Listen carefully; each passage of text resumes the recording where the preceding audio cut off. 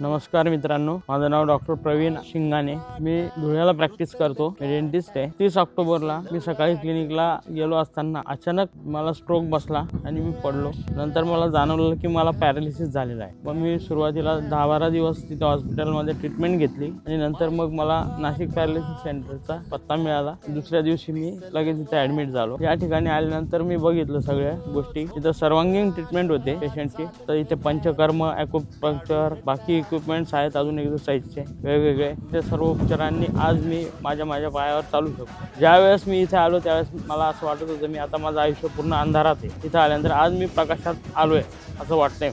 इथे डॉक्टर भूषण गायकवाड सरांनी प्लस इथला staff plus physiotherapist Priyanka madam यांनी माझ्याकडनं भरपूर व्यवस्थित ट्रीटमेंट करून घेतली आणि त्यामुळे मी आज चालू शकतोय।